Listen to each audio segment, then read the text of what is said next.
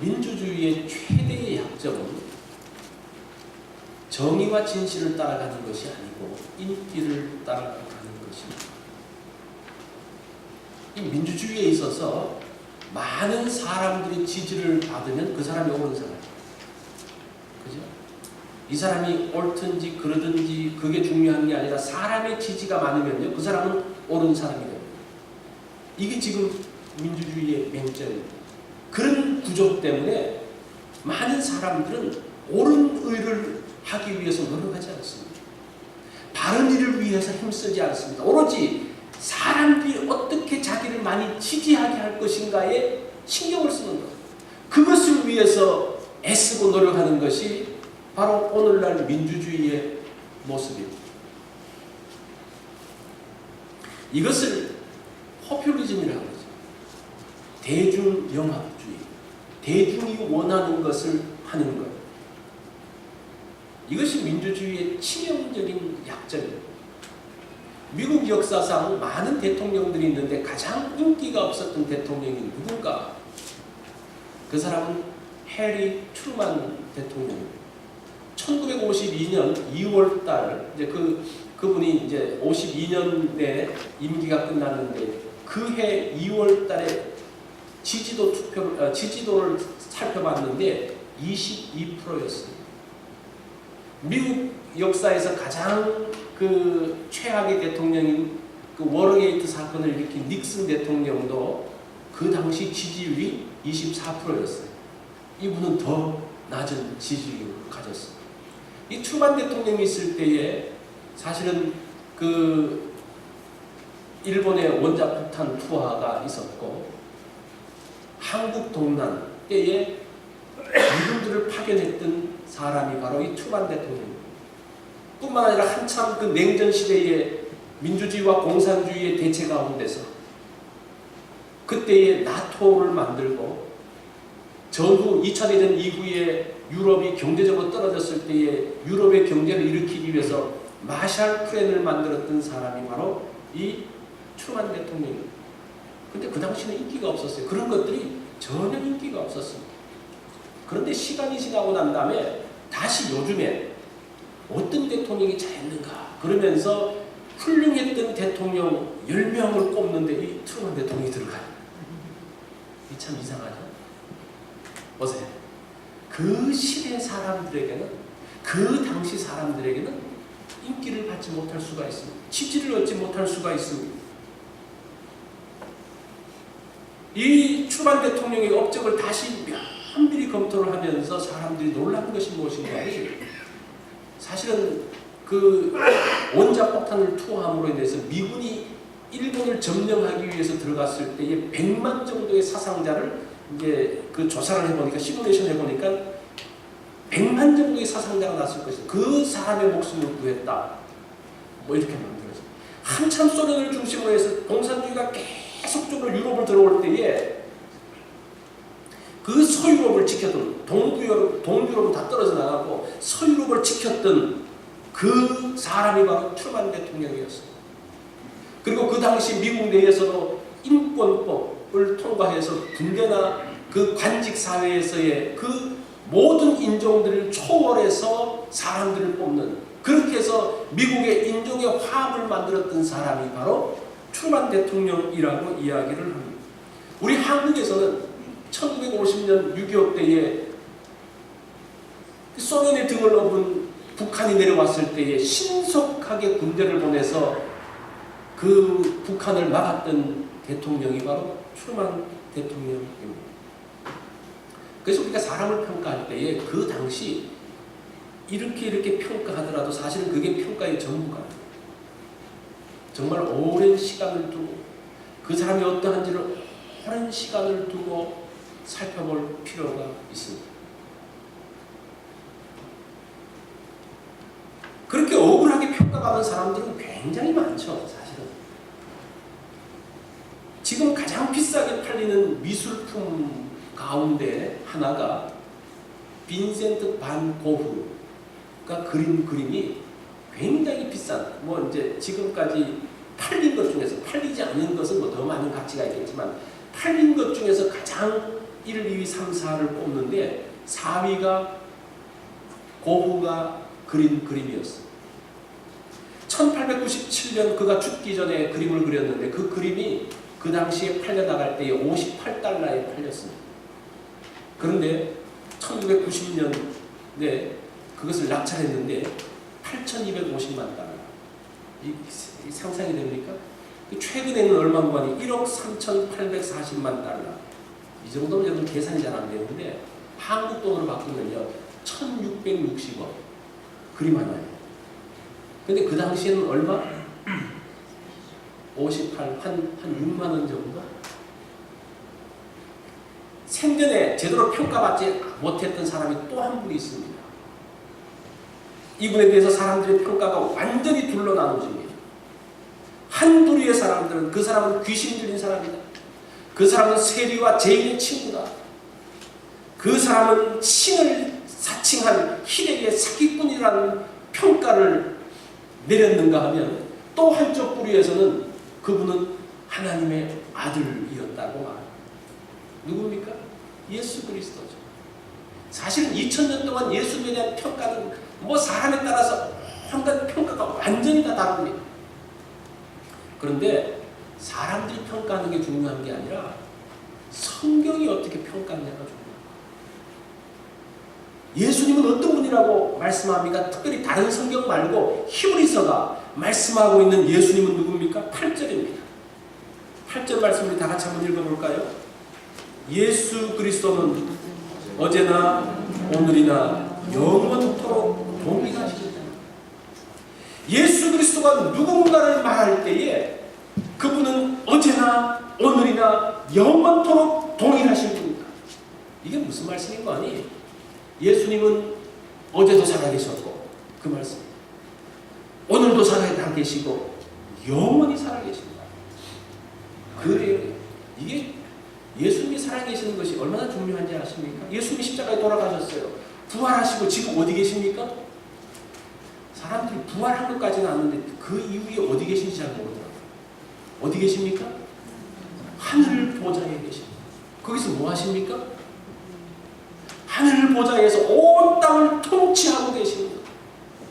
예수님께 사셨던 그 많은 말씀들, 기독교는 뭡니까? 예수 그리스도예요. 기독이라는 말 자체가 예수 그리스도거든요. 예수 그리스도가 전부인데 예수 그리스도의 말씀, 그분의 약속 하신 그 모든 것이, 그 모든 약속들이 예수님이 살아계셔야 유효한 거예요.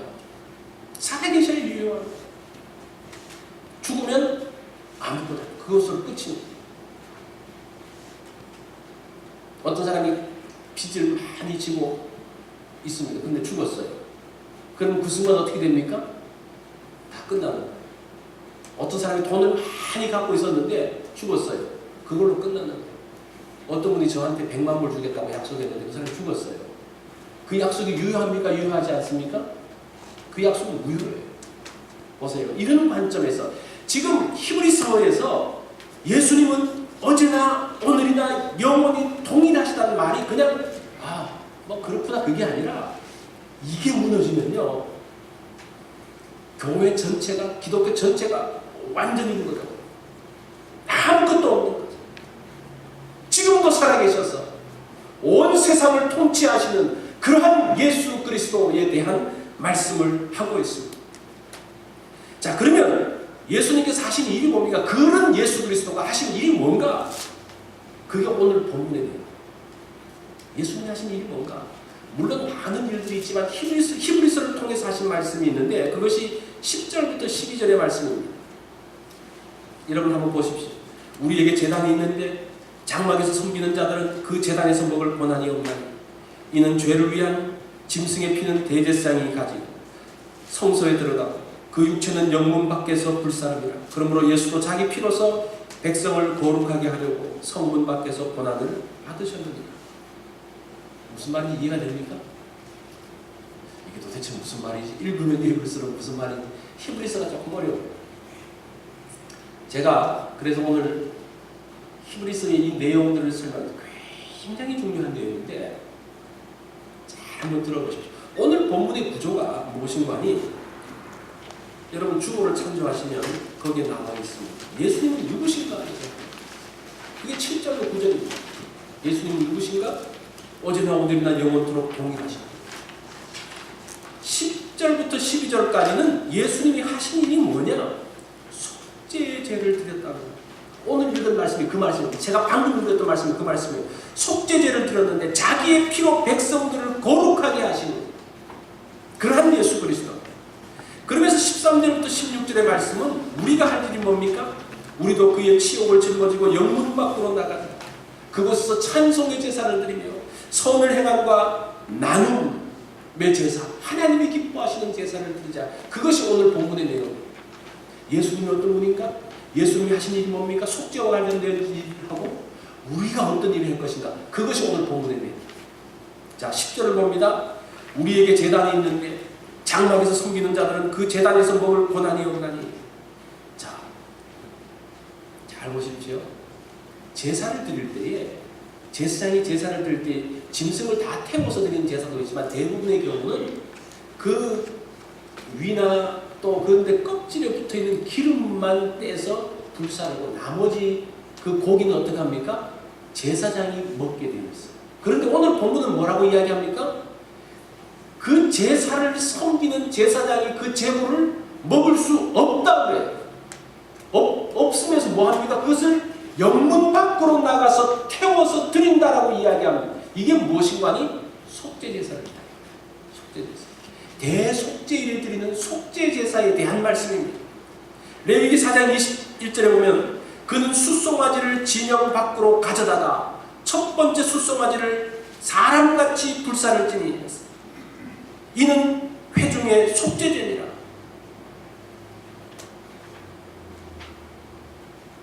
자, 이 짐승 특별히 속죄제는 먹지 못해요.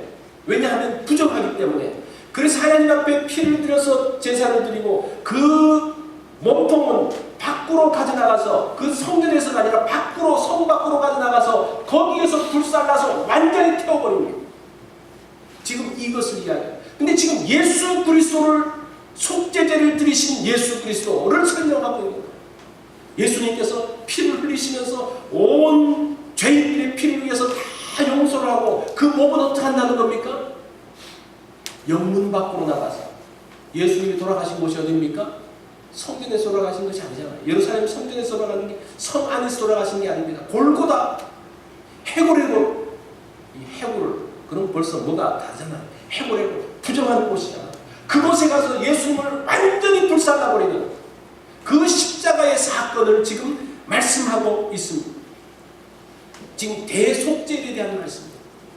대속죄는 두 개의 제물을 제사장이 가져옵니다. 하나는 여호와를 위해서 제물을 드리고 또 하나의 제물은 아사셀의 양으로서 버리는 양으로서 택합니다. 이 아사셀이라는 말은 염소라는 단어와 내어 보내다라는 단어가 합해집니다. 그래서 백성의 모든 죄를 지고 광야로 보내지는 제물이라는 거죠.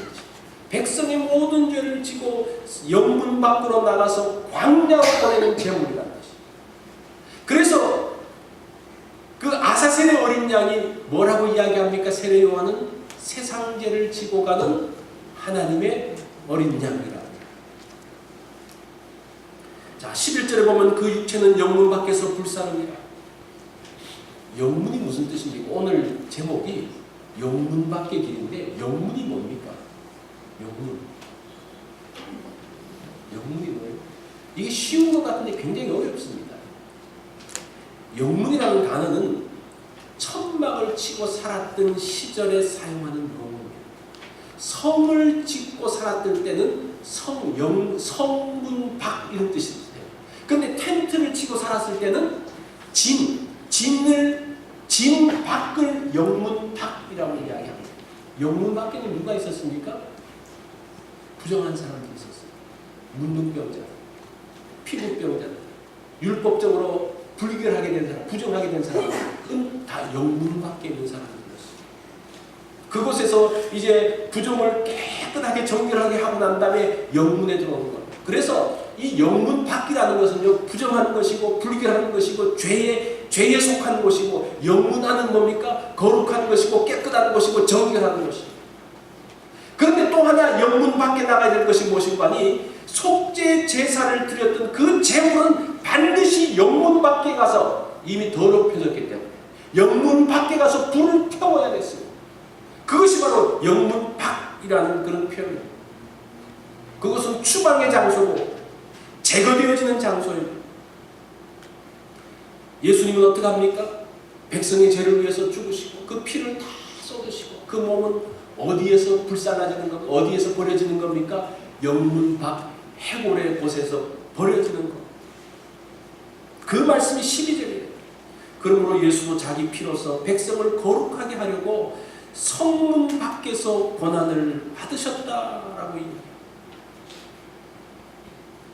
그 당시 제사장들이 제사를 드릴 때는 반드시 일반 제사장들은 자기가 제물을 가지고 들어갔어요. 그리고 그 제물을 드리고 제물을 영문 밖으로 보냈습니다. 그런데 예수님은 어떤 제물을 갖고 갑니까? 본인이 제물이에요. 이런 제사장이 없습니다. 본인이 제물이 되어져서 본인이 하나님 앞에 드려지고 그 피를 쏟아서 백성들의 그 모든 죄를 상하고 그 몸은 어디로 가는 겁니까? 영문 밖으로 간다는 거예요. 일반적으로 사람들은 남을 희생시켜서 자기가 잘 되는 것이 일반 세상 사람들의 원리입니다. 그죠? 다른 사람을 밟고 자기가 올라가는. 근데 십자가의 원리는 뭡니까? 자기를 희생시키고 자기가 죽고 누구를 살리는 겁니까? 다른 사람을 살리는 것이 십자가예요. 그래서 이 십자가에는 놀라운 능력이 있는, 십자가를 통해서만 새로운 역사가 일어나게 되어지는 것. 자, 그러면서 예수님께서 이런 속죄의 제사를 드리면서 영문 밖으로 나갔는데 우리는 어떻게 해야 될 것인가? 13절. 그런즉 우리도 그의 치욕을 짊어지고 영문 밖으로 그에게 나아가자라고 이야기합니다. 영문 밖으로 나아가자. 현재 명령입니다. 현재 진행 명령이라고 볼 수 있습니다. 영문 밖으로 나가라, 또 나가라, 또 나가라, 계속적으로 반복적으로 나가는 것을 이야기합니다. 성문 밖에 나가는 것은 성 안에서 주어진 편안함, 안락함을 거부하고 새로운 삶을 추구하는데, 이 성 안은 안전하지만 성 밖은 어떻습니까?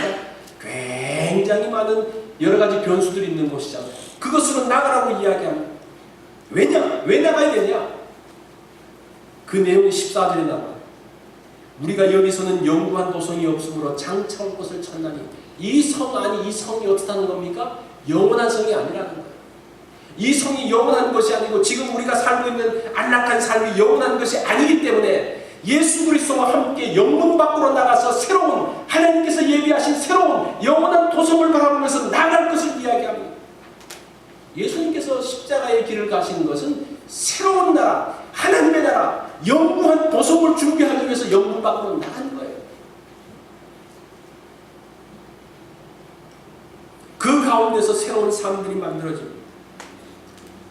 자, 이 성 안에서만 제사를 드리는 것이 아니라 성 밖에서도 제사를 드린다. 어떤 제사입니까? 15절에 보니까 항상 찬송의 제사를 하나님께 드리자. 성경은 우리에게 찬송의 제사를 드려야 된다라고 이야기합니다. 찬송도 제사예요. 이 제사라고 이야기할 때에 제사는 반드시 뭐가 있어야 됩니까? 희생이 있어야 돼요. 우리가 찬송할 때에, 찬양대가 찬양할 때에 그냥 노래만 부르는 게 아니에요. 그건 하나님이 받으시는 찬송의 제사가 아닙니다. 그 가운데 반드시 뭐가 있어야 됩니까? 희생이 들어가요. 제물이 희생되어지는 것처럼 희생되어진 삶과 하루 일주일의 삶 가운데서 하나님 앞에서 헌신하며 희생하며 했던 그 삶이 모아져서 하나님 앞에 드려질 때에 그것이 찬송의 제사가 되어지는 거예요. 그렇지 않으면 그 노래로 끝나버립니다. 한번 노래 부르고 끝나는 거예요. 뿐만 아니라 16절에 또 하나의 제사가 나오는데, 오직 선을 행함과 서로 나눠주기를 잊지 말라. 하나님은 이 같은 제사를 기뻐하시느니라. 어떤 제사가 있습니까? 선을 행하는 나눔의 제사가 있다는 거예요. 이 나눈다는 것 자체가 희생이에요. 자기 것을 떼줘야 되니까 희생이잖아요. 자, 보세요. 예수 그리스도가 하셨던 그 제사, 예수님께서 온몸을 삼아서 온전히 희생해서 드렸던 제사를 이야기합니다. 우리 역시 예수 그리스도와 함께 영문 밖으로 나가서 제사를 드려야 되는데, 찬송의 제사와 나눔의 제사를 드려야 되는데, 그 가운데서 그냥 끝나는 것이 아니라 내가 희생하고 내가 포기하고 내가 손해보면서 드려지는 것이 바로 찬송의 제사고 선을 행하는 나눔의 제사라고 이야기를 합니다. 그리스도인들은 좀 더 나은 삶, 편한 삶을 위해서 모인 사람들이 아니에요. 우리가 이 자리에 모여가지고 좀 골치 아픈 거 좀 예배드리면서 이 두통 좀 없어졌으면 좋겠다, 내 고민 좀 없어졌으면 좋겠다, 그거 해결하기 위해서 온 사람들이 아니라, 물론 그런 은혜가 있죠. 그런 은혜를 부인하는 것이 아닙니다. 그것으로 끝나는 것이 아니라 그것을 받고 우리도 예수 그리스도와 함께 영문 밖으로 나가는 삶, 우리의 삶 가운데서 제사 드리는 삶, 그것이 우리가 해야 되는 것이라는 겁니다. 모세가 그랬죠. 애굽이 주는 그 권력의 달콤함을 왜 모르겠습니까? 그 왕궁에서의 편안한 삶을 왜 모르겠습니까? 그런데 그것을 포기하고 영문 밖으로 나갑니다. 히브리서 11장 26절에 보면 그리스도를 위하여 받는 수고를 애굽의 모든 보화보다 더 큰 재물로 여기셨으니 이는 상 주심을 바라 보았다라고 이야기합니다. 지금 이 애굽에서 주는 그 상이 아니라 영원한 도성에서 주시는, 하나님께서 우리에게 주시는 그 상을 바라보면서 나갔다라고 이야기합니다. 모든 것들을 내려놓고 이것이 예수님과 함께 영문 밖으로 나가는 삶이라고 이야기합니다. 요즘 더 권력이 주는 달콤함이 있습니다. 그 물질이 주는 달콤함들이 있습니다. 그것을 거부하기 어렵죠. 그런데 그것보다 더 영원한 것, 더 온전한 사항이 있는 것을 아는 사람은 그것을 내려놓고 갈 수 있다. 우리의 신앙의 선배들은 영문 안의 삶이 아니라 영문 밖의 삶을 살았어요. 그래도 이 대한민국이, 또 이 미국 땅이 그래도 복받으면서 사는 것이 우리가 잘나서가 아니라 사실은 뿌린 씨가 있어서 그래요. 씨는 우리가 뿌린 게 아니에요. 지금 우리가 뿌린 씨는 다음 세대에 나타날 거예요. 지금 우리는 뭘 먹고 사는 겁니까? 지난 세대가 뿌린 씨를 먹고 사는 사람들이에요. 그 사람들이 어떤 씨를 뿌렸습니까? 어떤 신앙의 씨를 뿌렸습니까? 정말 그 사람들은 영문 밖으로 나가는 그 헌신과 희생의 씨를 뿌렸던 그러한 분들입니다. 참 지금도 그 옛날 우리의 믿음의 선배들을 보면요, 어떻게 저렇게 살았을까? 도무지 흉내를 못 내고, 그분들이 우리보다 더 많이 배웠겠습니까? 우리가 더 많은 것을 누렸겠어요? 아무것도 없었는데, 배운 것도 없는데 어떻게 그렇게 많은 것들을 뿌릴 수 있을까? 제가 신학교 다닐 때에 제가 다녔던 그 신학교에 그 순교자 비석이 하나 있습니다. 그 비석이 문관이 박관준 장로님의 비석입니다. 근데 이분은 한국의 엘리야라는 별명을 가졌던 그러한 분입니다. 이 사람은 평국 영변에서 분홍의 아들로 태어났습니다. 이 돈이 많다 보니까요, 젊은 시절에 방탕하고 마음대로 살았습니다. 그러면서 심신의 병이 들어가지고 내가 이 병을 고쳐야 되겠다 싶어서 불교에 심취하기로 합니다. 시천교라는 곳에 가서 수도 생활을 3년 동안 했습니다. 그렇지만 그 수도 생활을 하는 가운데서도 아무런 평안이 없는 거예요. 그런데 어느 순간 그가 하나님의 음성을 듣는데 1905년 30세가 되는 해입니다. 십자가 종교로 들어가라. 그 음성을 들어요. 그러면서 이 사람이 야, 십자가 종교가 뭐냐? 그러면서 예수 믿기 시작을 했습니다. 그러면서 야, 내가 사람들을 도우면서 이 십자가의 삶을 사는 게 무엇일까를 보니까 이 의사가, 그 당시에는 의사가 사람들을 많이 돕는 것 같아서 의학 공부를 했습니다. 그리고 병원을 하나 세웠는데 십자의원, 이렇게 병원을 세워서 많은 사람들을 도왔습니다. 이 치료비보다는, 받는 것보다는 약값으로 주는 게 더 많을 정도로 그렇게 살았습니다. 그러다가 1935년 나를 위해서 피 흘릴 자가 누구신가 라는 그 하나님의 그 음성을 들으면서 예, 주님, 제가 나가겠습니다. 제가 주님을 위해서 피를 흘리겠습니다. 그러면서 헌신하게 됩니다. 그러다가 1938년 9월 9일 장로교 총회가 신사참배에 대한 결의를 하게 됩니다. 총회적인 결의를 합니다. 그때의 박관준 장로님은 순교를 각오하고 다음과 같은 시를 써서 신사참배에 대한 거부의 뜻을 밝혔습니다. 인생 일대에 한 번 죽음이 있으니 어찌 죽을 때에 죽지 않으냐. 그대 홀로 죽을 때에 죽었으니 죽었어도 천추에 죽지 않았도다. 죽을 때가 와서 죽지 않으면 살아 즐거움이 죽음만 못하리라. 예수께서 나 위해 죽으셨으니 나도 예수님을 위해서 죽으리라. 그 시를 쓰고 결단을 합니다. 그러면서 1939년 3월 22일에 보성여학교의 교사로 있었던 안희숙 여사와 함께 이 사람이 일본으로 건너갑니다. 일본에서 제국회의가 열리고 있었는데 요즘으로 말하면 국회처럼 그때에 이제 이 박한준 장로님, 안희숙 여사 그리고 자기 아들 신학교에서 일본 신학교에서 공부하는 박영찬, 이 박영찬 목사님 지금 LA도 살고 계시는데 이분이 90이 됐어요. 지금까지 살아계시는데 이 세 사람이 이 제국회의가 열리는데 이제 국회가 열리는데 들어갔어요. 그때에 어떤 결의를 하려고 했는가 하니 모든 종교는 일본 제국의 승인하에 신봉할 수 있도록 하는 종교단체법을 만들었어요. 그러니까 모든 종교는 이 제국의 허락을 맞아야 되는 그 법을 만든 거예요. 그때 그 법이 이제 만들어지려고 할 때 이 사람 그 뒤에서 그 방청석 내려와서 들어와서 이 봉투, 큰 봉투에 이 담았던 내용을 확 던지면서 했는데 그 내용에 5개의 내용이 들었는데 그 중에 3번째 내용이 무엇인가 하니 종교 법안이 통과되어 정부가 종교를 지배하게 된다면 하나님께서 진노하사 일본에 천재를 내릴 것이다 라는 경고를 합니다.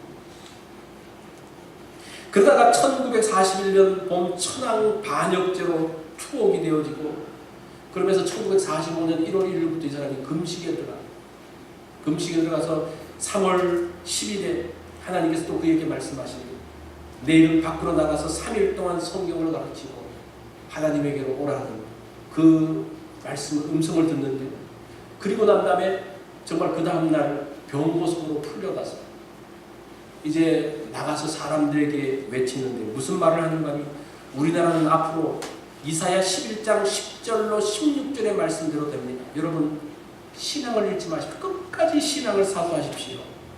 그리고 앞으로 하늘나라에서 만납시다. 그리고 3일 후에 그 사람은 박관준 장로님은 세상을 떠났습니다. 그러면서 정말 그 유언 같은 예언이 5개월 후에 이루어집니다. 8.15 광복을 맞이하게 됩니다. 이사야 11장 10절로 16절에는 어떤 말씀이 나오는가 하니 그날이 오면 이스라엘이 애굽 땅에서 나오던 날같이 열방에 흩어졌던 이스라엘의 남은 백성들이 하나님의 능력으로 다시 모이게 될 것입니다라는 해방과 자유에 대한 말씀이었습니다. 이 돌아가신 박관준 장로님은 평양 돌박산의 순교자 주기철 목사님 그리고 최공성 목사님, 최건능 목사님이죠. 그분과 함께 매장이 되었습니다. 한국의 엘리야, 이분은 끝까지 영문 밖에서 고난을 당했던 그러한 분입니다. 사실은 그분들의 뿌려진 씨 때문에 우리가 살아갑니다. 한국교회가 그래도 연명하고 있는 것이 그분들의 뿌렸던 씨 때문에. 그분들만 있습니까? 영문 밖의 길로 유명한 분 주기철 목사님. 이분은 일제시대의 신사참배를 거부하며 영문 밖 고난의 길을 갔습니다. 그리고 함께 감옥에 갇혀있던 사람들을 믿음을 잃지 않도록 하기 위해서 영문 밖의 길이라는 찬송시를 작시를 했습니다. 이거 여러분 다 아시죠? 서쪽 하늘 붉은 노을 영문 밖에 비치도다. 연약하온 두 어깨에 십자가를 생각하니 머리에는 가시가 몸에는 붉은 힘없이 걸어가신 영문 밖의 길이라. 한 발자국 두 발자국 걸어가신 자웅만 뜨거운 눈물 뜨거운 피 가득하게 보여 간악한 유대 병정 포악한 로마 병정 걸음마다 자웅마다 가진 포악 치셨구나. 눈물 없이 못 가는 길, 피 없이 못 가는 길, 영분밖에 좁은 길이 골고다의 길이라니 영생복 낳고 얻으려면 이 길만은 걸어야 해. 배고파도 올라가고 죽더라도 올라가세요. 아픈 다리 싸매주며 저는 다리 고쳐주세요. 보지 못한 눈을 열어 영생길을 보여주고 7.8기 할지라도 제 십자가 바로 지고 골보다 높은 곡에 나도 가게 하옵소서. 십자가의 고대턱이 제 아무리 어려워도 주님 가신 길이오니 내가 어찌 못 가오. 주님 제자 베드로는 거꾸로도 갔사오니 고생이라 못 가오며 죽음이라 못 가오니. 이것이 그 주기철 목사님의 신앙 고백이었어요. 영문 밖으로 가. 올랜드 코스타드 박사가 영문 밖의 그리스도라는 책을 지었어요. 거기서 뭐라고 이야기하는 바니 영문 밖으로 나가지 않는 교회의 성장은 단지 비만증일 뿐이다라는 이야기. 영문 밖으로 나가는 교회의 성장은 성육신적인 성장이다라는 이야기. 비만증에 걸려있는 교회, 정상적으로 건강한 교회, 무엇으로 차이가 난다고 이야기합니까? 영문 밖으로 나가느냐 나가지 않느냐가 결정이 된다. 사실은 우리 신앙생활 하면서 무엇을 위해서 합니까? 얼마나 잘 살고, 얼마나 아이들이 잘 되고, 또 그 모든 건강하고, 우리의 그 신앙생활의 제목들, 원함이 뭡니까? 다 나 중심적인데 성경은 그렇게 말하지 않습니다. 이것은 다 비만증에 걸린 사람이고, 아무리 잘 되더라도 비만증에 걸린 사람, 이 비만증 걸리면 어떻게 됩니까? 조금 있으면요, 병이 걸리고 문제가 생깁니다. 지금 큰 교회들이, 한국의 큰 교회들, 미국의 큰 교회들이 왜 문제가 생깁니까? 영적 비만증 때문에. 우리 교회가 이렇게 크지는 않지만 우리 교회도 비만증이 걸릴 가능성이 있느냐 없느냐 뭐로 결정됩니까? 우리의 삶으로 결정되죠. 우리가 계속적으로 나 이것만 추구하면요, 어느 순간 영적 비만에 걸려서 큰 병을 얻게 돼요. 그러나 영문 밖으로 나가고 십자가의 길을 걸으면 내가 희생하며 내가 죽으며 사람들을 살리고 일으키는 그 일들 가운데 들어가면 정말 영적으로 경건해지고 건강해지고 하나님께서 기뻐하시는 그러한 자리 가운데 들어갑니다. 우리 세대는 지금까지 잘 살았습니다. 다음 세대 어떻게 하시겠습니까? 여러분의 자녀들에 대해서 어떤 씨를 뿌립니까?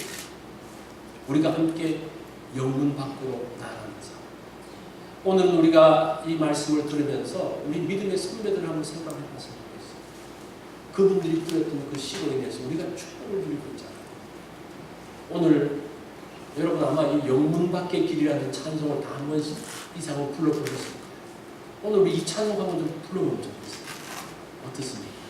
한번 불러보면서 우리의 신앙의 선배들이 가져왔던 그 마음, 그것을 우리가 찬양하면서 한번 다짐하는 그러한 시간이 되기를 바랍니다.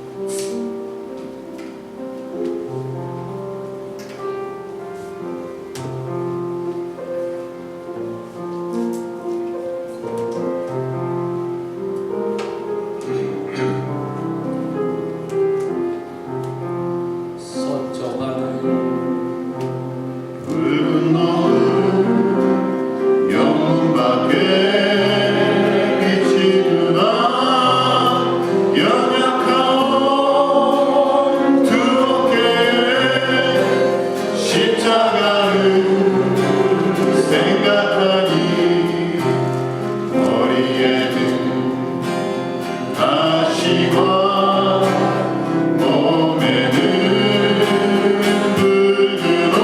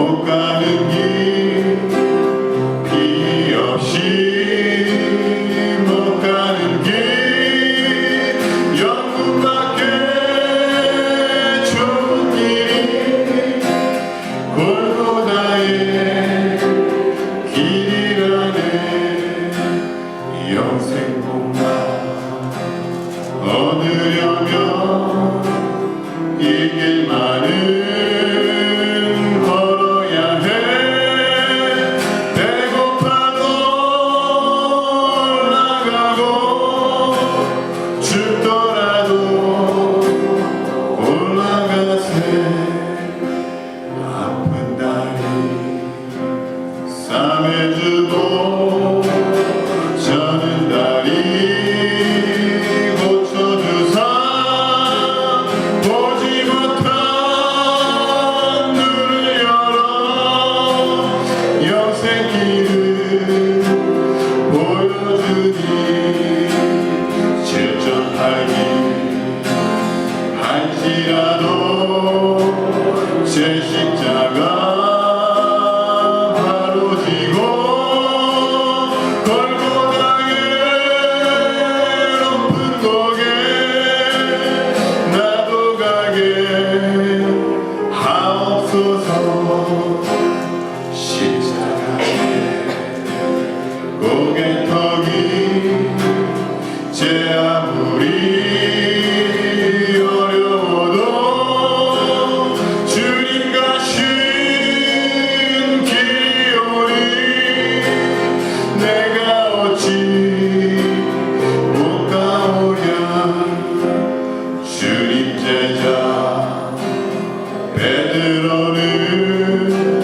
거꾸로도 갔사오니 고생이라 못 가오며 죽음이라 못 가오리 우리 다 같이 기도하겠습니다.